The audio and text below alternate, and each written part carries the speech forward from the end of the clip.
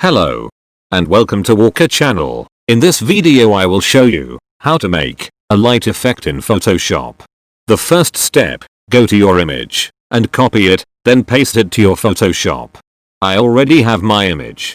After this, delete the background by select it and press delete on your keyboard, then press yes to confirm deleting. Next step, create a new layer, press right click and choose a color dodge. When you finish, press double click on the layer you've just made and check out the transparency shapes layer.